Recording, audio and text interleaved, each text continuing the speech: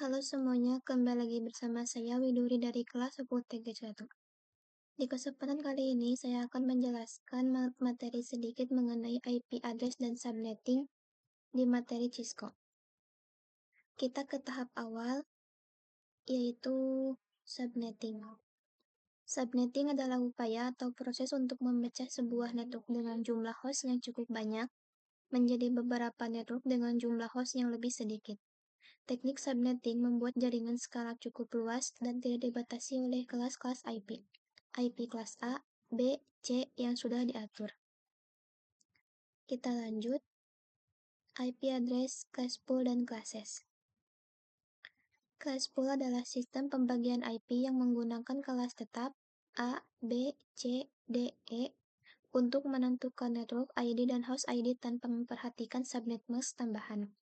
Classes adalah sistem yang tidak lagi terikat pada kelas IP tertentu, melainkan menggunakan SIDR classes interdomain routing untuk menentukan network dan host dengan prefix. Contoh, /27, /20, dan lain-lain. Lanjut. Di sini ada subnet mask.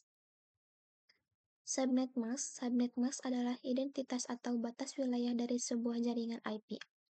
Network atau blok subnet, alamat pertama dalam subnet, berfungsi menandai jaringan, host, alamat IP yang dipakai perangkat PC, server, dan lain-lain dalam jaringan. Broadcast, alamat terakhir dalam subnet, digunakan untuk mengirim pesan ke semua host dalam jaringan. Subnet mask 128.64.32.16.8.4.2.1. Network atau blok subnet 256 sampai total IP x2n sama dengan n. Lanjut. Nah, di sini kita lihat, di sini ada router dan 2 switch beserta masing-masing 3 PC. Ada lokal kiri dan ada lokal kanan. Nah, blok subnet dapat dianalogikan sebagai beberapa ruangan yang berbeda dalam sebuah gedung. Misal, ruangan 1 dan ruangan 2, ruangan 3 dan ruangan 4 itu mewakili setiap network, yaitu jaringan yang berbeda. Perangkat yang berada di dalam blok subnet atau satu network dapat saling bertukar data dan berkomunikasi secara langsung. Namun, perangkat yang berbeda pada blok subnet yang berbeda tidak dapat berkomunikasi langsung, karena di jaringannya berbeda. Nah, jadi ini belum bisa berkomunikasi dengan yang lokal kanan. Contohnya, komputer di network 1 tidak dapat langsung mengetahui atau menerima data dari komputer di network 2. Seperti siswa di ruangan 1 yang tidak mengetahui pembelajaran di ruangan 2. Untuk menghubungkan perangkat dalam satu subnet yang sama digunakan switch. Switch berfungsi menghubungkan beberapa perangkat yang berada dalam jaringan atau blok subnet yang sama. Jadi, switch-switch ini itu akan menghubungkan ke blok subnet yang sama agar bisa saling bertukar data satu sama lain. Sedangkan untuk menghubungkan dua atau lebih jaringan yang berbeda digunakan router, router berfungsi sebagai penghubung antar network yang memiliki blok subnet yang berbeda, sehingga perangkat pada jaringan yang beredar dapat saling berkomunikasi. Nah, di sini kesimpulannya switch menghubungkan perangkat dalam satu subnet atau network. Router juga menghubungkan beberapa subnet atau network yang berbeda tanpa router perangkat subnet yang berbeda tidak dapat berkomunikasi secara langsung. Selain router, terdapat teknologi lain seperti routing, switch, VLAN, dan trunking yang digunakan untuk menghubungkan serta mengatur komunikasi antar jaringan. Lanjut. Di sini ada CIDR. CIDR itu Classless Interdomain Routing. Classless Interdomain Routing, atau juga disebut CIDR, adalah metode untuk mengelompokkan dan mengklasifikasikan alamat-alamat IP tanpa mengikuti sistem kelas tradisional seperti kelas A, B, dan C. CIDR memiliki istilah lain yaitu supernetting yang memungkinkan pengelompokan alamat-alamat IP dalam subnet yang lebih besar atau lebih kecil dari yang biasa. Tujuannya adalah mempermudah penulisan dan pengolahan subnet mask dengan menggunakan notasi lebih ringkas. Lanjut ke VLSM. variabel length subnet mask. Sementara itu, variabel length subnet mask atau juga disebut VLSM adalah pengembangan lebih lanjut dari konsep subnetting tradisional. Di dalam VLSM, subnetting dilakukan berdasarkan jumlah host yang dibutuhkan untuk setiap subnet, sehingga memungkinkan penggunaan subnet yang lebih efisien daripada subnetting klasik. Pada VLSM, setiap subnet bisa memiliki ukuran subnet max yang berbeda, tergantung pada jumlah host serta sesuai dengan kebutuhan masing-masing subnet tersebut. Hal ini memungkinkan untuk penggunaan IP address yang lebih efisien dalam jaringan yang besar dan kompleks. Lanjut. Nah, sebelum mempelajari CIDR, di sini kita coba lihat dulu 8 bit tambah 8 bit tambah 8 bit tambah 8 bit sama dengan 32 bit. Nah,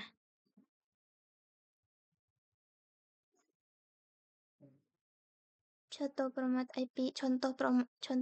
IP address-nya itu 192.16.1.1. Nah, setiap angka pada setiap IP address merupakan bilangan desimal dengan rentang 0 sampai 255, prefix atau slash-nya. Nah, pada penulisan IP address sering terdapat angka setelah tanda garis miring, misalnya 192.168.1.1 prefix slash 24. Nah, angka 24 itu disebut prefix, menunjukkan jumlah bit yang digunakan setiap identitas, misalnya tuh identitas jaringan network dan menentukan ukuran subnet, atau jumlah alamat IP yang tersedia dalam jaringan tersebut. Nah, contoh prefix yang digunakan itu ada banyak, mulai dari 24, 25, 26, 27, 28, 29, sampai 30. Nah, itu class pool dan classes. Sebelum ada CIDR, digunakan konsep class pool addressing yang membagi jaringan menjadi kelas A, B, sampai E. Kelas A itu jaringan yang sangat besar, untuk kelas B itu jaringan menengah, dan kelas C jaringan kecil atau LAN, jadi Local Area Network. Nah, untuk kelas D, yaitu multicast, untuk yang terakhir itu kelas E, yaitu eksperimental. Saat ini yang paling sering digunakan adalah kelas A, B, dan C, sedangkan kelas D dan E jarang digunakan.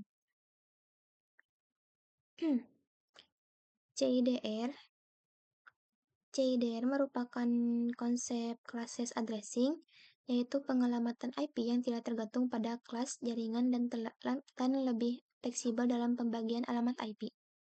Konsep CIDR itu digunakan untuk menentukan jumlah alamat IP dalam suatu jaringan subnet mask yang digunakan pembagian jaringan yang lebih efisien.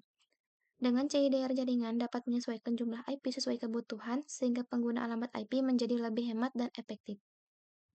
Kesimpulan yang kita bahas barusan, IP address terdiri dari 32 bit yang dibagi menjadi 4 angka setelah tanda prefix. Nah, disebutnya prefix ini digunakan dalam CIDR untuk menentukan ukuran jaringan, jumlah alamat IP, serta subnet mask yang digunakan. Kita lanjut. Nah, di sini kita perhitungan CIDR. Kita tahu kan CIDR itu artinya yaitu singkatan dari Classes Interdomain Routing. Nah, di sini adalah metode yang digunakan untuk menghitung prefix atau slash atau jumlah bit jaringan pada sebuah IP address. Nilai prefix pada CIDR itu berkisar dari 0 sampai 32. Karena IPv4 terdiri dari 32 bit. IP address memiliki 4 oktet, setiap oktet memiliki 8 bit. Contohnya yaitu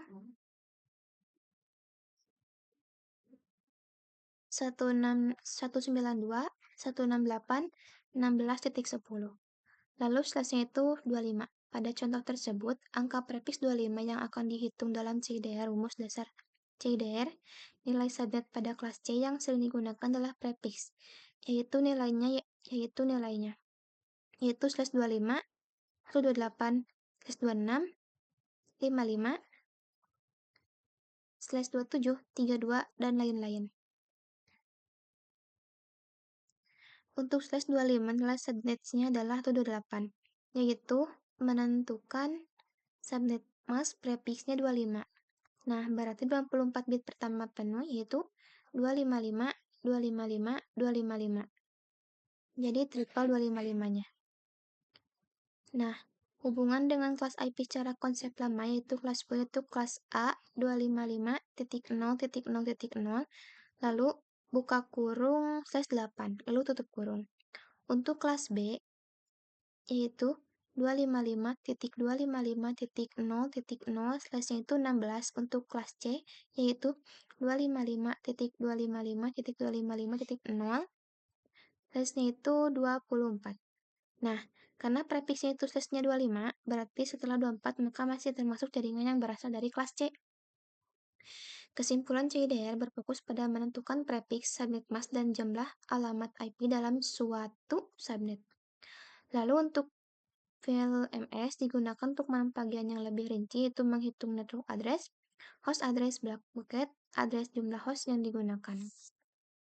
Baik, kita lanjut. Di sini saya sudah menyediakan tabel yang nanti kita akan langsung praktikkan pada Cisco kita. Lanjut. Nah, di sini juga ada subnet max-nya. 2. Oke, langsung saja kita buka Cisco paket tracernya. Pada simulasi ini, kita lakukan saja konfigurasi beberapa komputer menggunakan IP address dalam jaringan yang sama dan berbeda untuk memahami cara kerja subnet. Yang pertama itu menghubungkan dua PC dalam satu subblok subnet, yaitu konfigurasinya. Di sini kita akan menggunakan dua terlebih dahulu PC.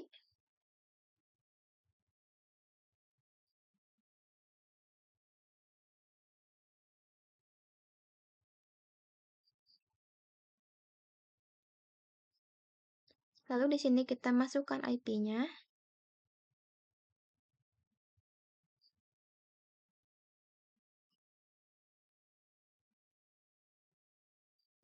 Kita klik PC-nya. Kita ke desktop. Lalu IP configuration. Lalu untuk IP-nya yaitu 192.16.12.x1. Kita enter. Nah, untuk subnet mask-nya yaitu 255.255.255.0.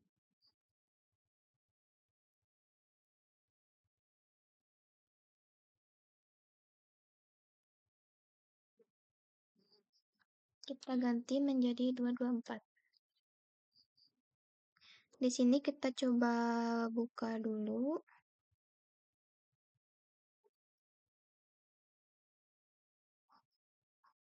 Di sini kita coba buka dulu PPT-nya di bagian tabel.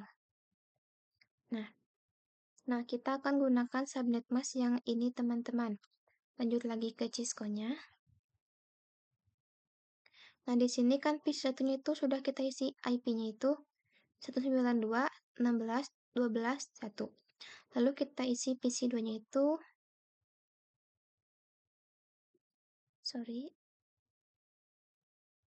kita ke desktop, lalu IP configuration. Kita isi IP-nya itu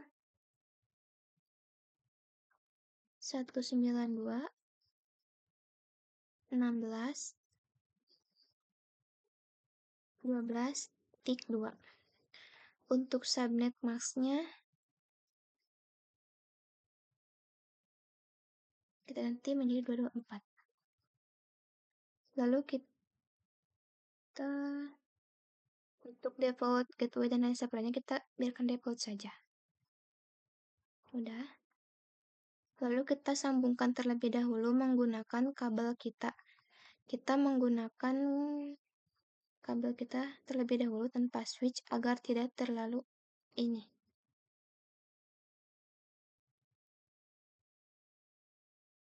Nah,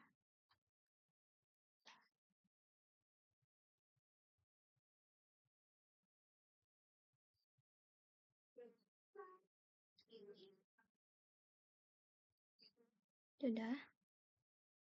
Kita coba akan lakukan ping dari PPC 2 ini ke PPC 1.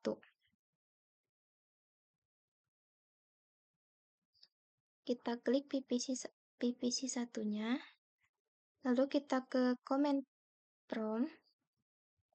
Di sini kita coba ping IP yang 292, IP yang 12.1 maksudnya. Ping 192, 16, 12.1. Kita enter. Nah, kalau sudah ada bacaan reply from ataupun time MS, dinyatakan sudah berhasil ya. Lalu kita lakukan sebaliknya. Kita akan coba ping dari PPC 1 ke PPC 2 ini. Apakah sudah bisa? Kita coba ping. Itu 92, 16, 12.2. Enter. Nah, ini juga dinyatakan pasti berhasil ya. Oke.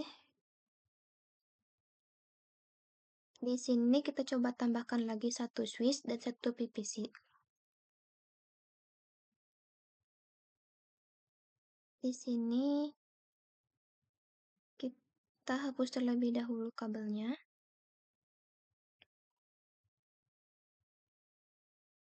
Lalu kita coba di sini tambahkan satu switch.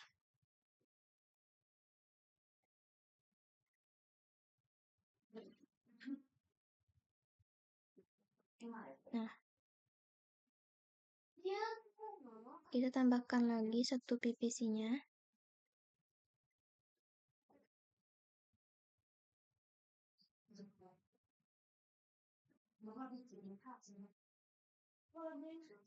Di sini saya akan jelaskan terlebih dahulu fungsi switch ini, yaitu switch digunakan untuk menghubungkan banyak perangkat dalam satu jaringan. Namun, switch hanya dapat meneruskan komunikasi antar perangkat yang berada dalam jaringan yang dapat dijangkau secara langsung. Jika perangkat pada subnet yang berbeda, maka diperlukan router untuk menghubungkan kedua subnet tersebut.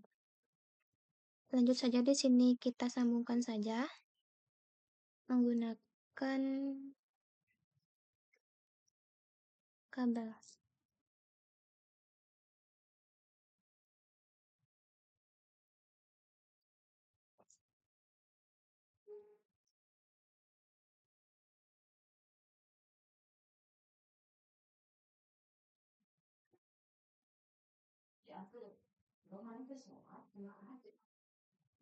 Nah, sudah. Nanti di sini kita akan tambahkan satu router. Nanti juga kita akan buat satu topologi seperti ini di sebelah kanan. Nah, untuk si PPC 3 ini kita isikan IP-nya itu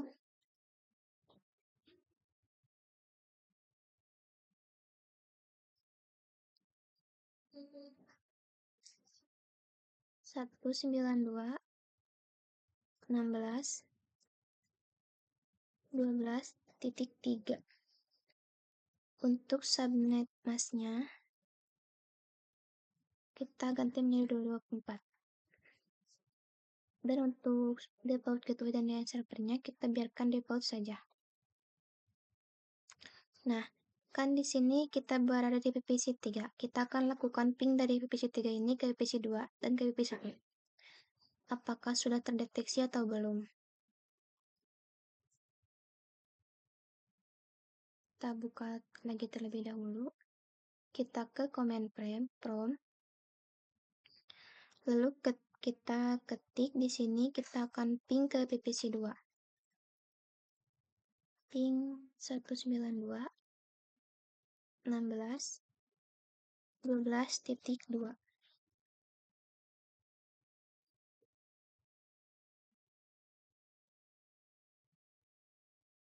Nah, ini dinyatakan sudah berhasil ya teman-teman.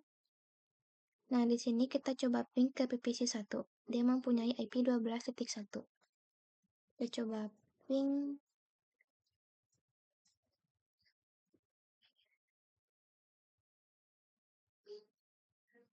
Nah, ini juga dipastikan sudah berhasil.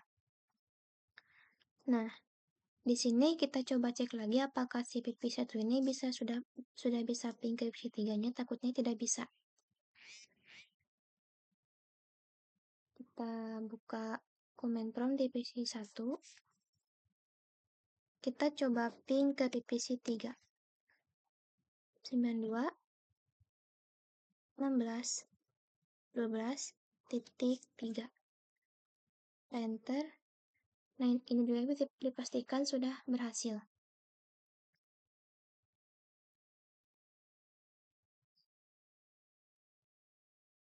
Nah, di sini kita menggunakan apakah bisa kita coba untuk si IP-nya itu berbeda. Nah, ini kan untuk IP-nya sama sama Nah, ini kan untuk IP-nya sama teman-teman. Bisa kita lihat PPC1 itu IP-nya tuh 12.1. Bagaimana jika IP-nya salah satu berbeda? Apakah bisa ping atau tidak? Misal di sini kita coba untuk PPC3 itu IP-nya kita ubah menjadi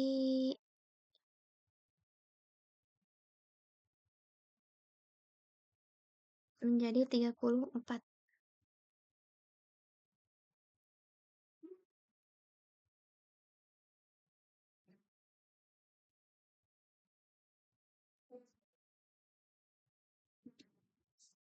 Nah, di sini sudah dipastikan tidak berhasil karena tidak sama IP-nya untuk si jangkauan IP-nya. Kita coba lagi ping di PPC1.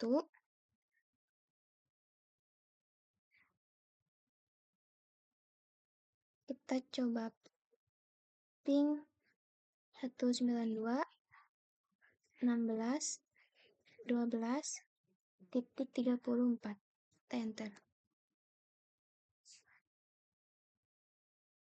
Nah, di sini udah tidak bisa karena sudah terdeteksi timeout.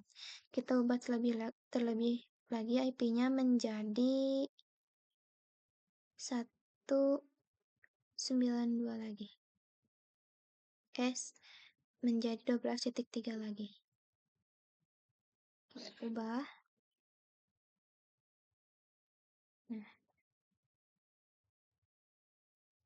kesimpulannya, perangkat dengan IP blok subnet yang sama dapat saling berkomunikasi.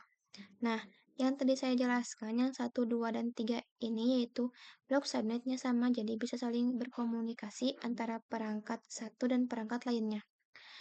Kalau blok subnetnya berbeda, tidak dapat langsung berkomunikasi, meskipun subnet masknya sama. Jika subnet masknya sama dari PPC 1 sampai 3, tapi IP subnet itu berbeda, itu tidak bisa saling ping atau saling connect. Jadi, switch digunakan untuk menghubungkan banyak perangkat dalam satu jaringan router, diperlukan untuk menghubungkan jaringan atau subnet yang berbeda. Nah, di sini kan kita masih menggunakan switch ya, belum router. Jadi, kita tidak bisa ping atau subnetnya yang berbeda. Itu masih belum bisa berkomunikasi. Nah, maka diperlukan satu router. Oke, langsung saja kita tambahkan untuk menambahkan satu router.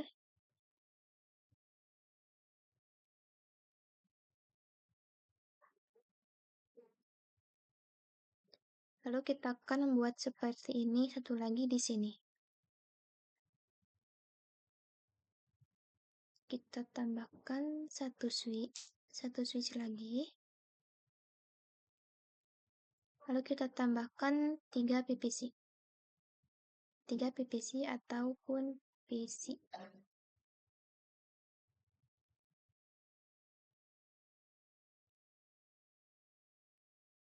Nah, kita akan coba rapikan terlebih dahulu.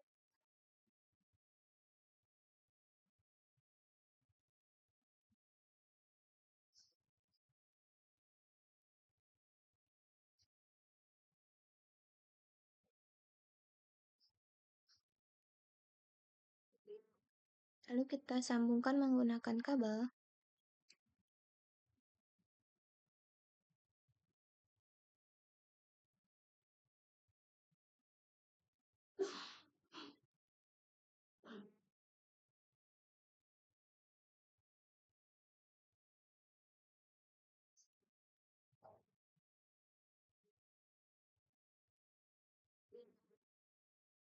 Nah, di sini kita sambungkan antara switch ke routernya.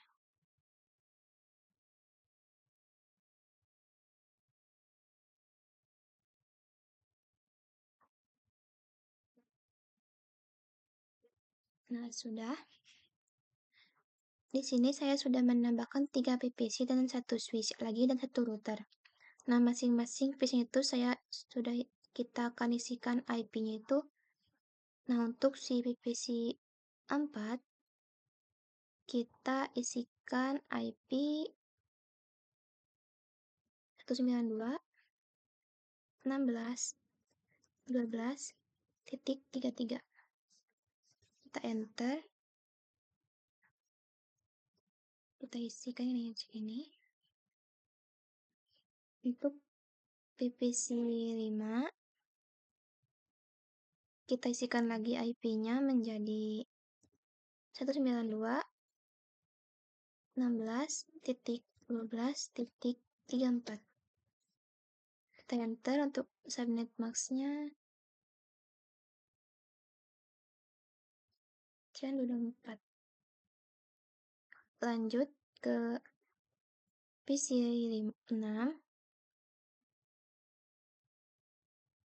kita ke IP-nya, kita isikan IP 12.35. Enter. Untuk subnet max-nya kita ganti menjadi 24. Sudah. Nah, di sini kita coba terlebih dahulu apakah si PVC ini sudah bisa ping ini dari 33 mau ke 35. Misalkan ya, kita pingnya dari PVC 4, kita ke command prompt-nya, kita coba ping 192.16.12.35.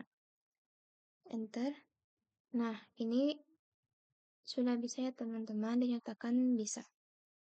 Kita coba ping ke salah satu yang beda IP-nya, yang di jangkauan ini, di jangkauan luarnya. Kita ping ke 12.1.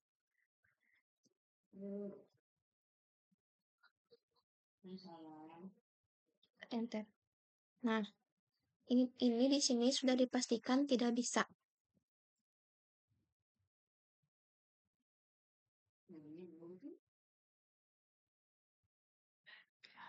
Di sini langsung saja kita akan lakukan konfigurasi router ini agar si PVC-PVC ini bisa saling koneksi.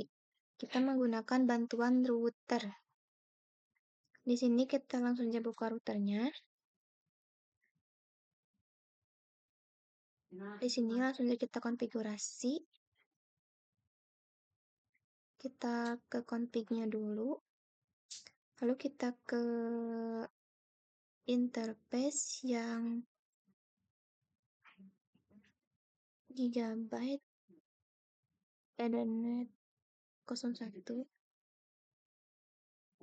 Lalu kita ke CLI lagi. Kalau kita tulis di sini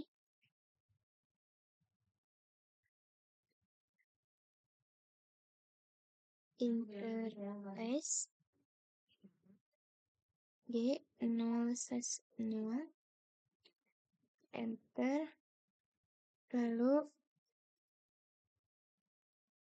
IP address 92.16.30 dengan subnet mask 255.255.255.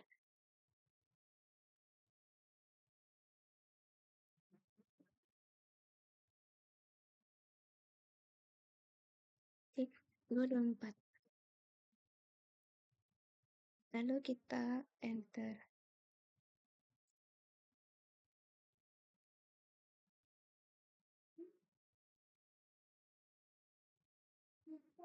Kita coba lagi. interface, nah, enter.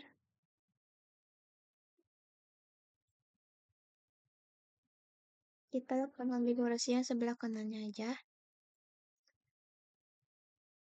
IP address 192 16 12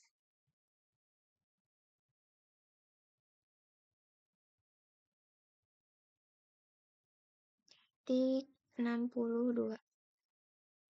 Untuk subnet masknya itu triple 255.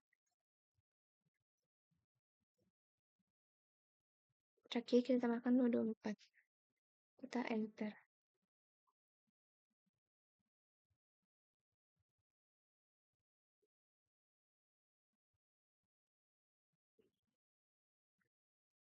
Oke, tidak apa-apa. Di sini kita ke PPC 1. Langsung ke PPC 1 saja. Kita ke IP configuration. Kita langsung saja ke default gateway-nya itu. Kita isi untuk default gateway itu, kita isi dengan 30. Misalkan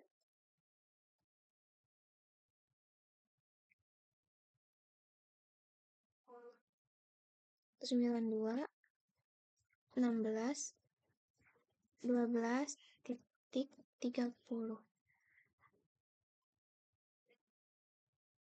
Sorry. Oh, benar. Lalu lakukan juga di PPC 2. IP configuration untuk default gateway-nya kita isikan 92 16 12 titik 30. Lalu di PPC 3-nya kita isikan juga 192 16 12.30. Nah, kita lakukan juga di PPC 4 sampai 6 ini. Untuk PPC 4 sampai 6 ini kita konfigurasi, berarti kita menggunakan 62.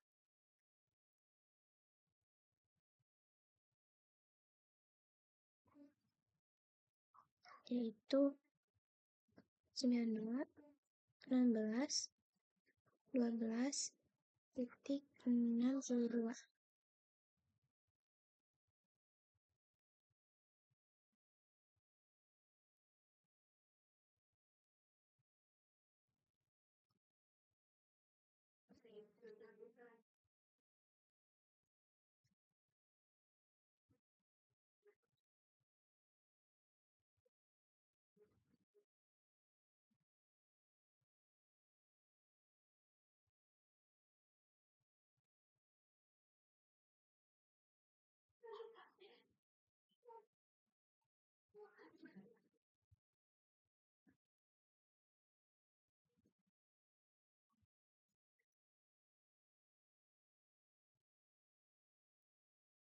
Nah, sudah. Di sini sudah beres. Kita coba ping dari PPC 12.1 ini ke 12.35 ini. Kita ke command prompt. Kita akan coba ping ke PPC 12.5.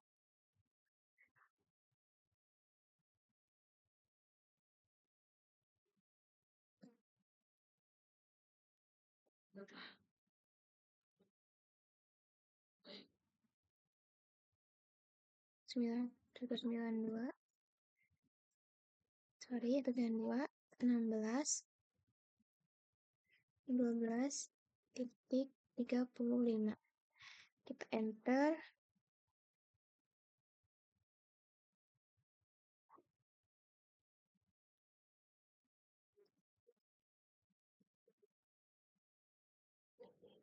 Di sini tidak bisa ya teman-teman. Kalau tidak bisa, kita coba pingnya dari PPC 4. Kita coba ping 192, 16, 12.35. Sorry, 16, 12.3. Enter.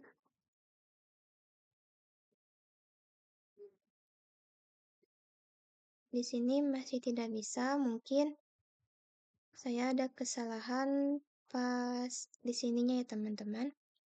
Tidak apa-apa. Mungkin sekian penjelasan dari saya. Mohon maaf bila ada kekurangan.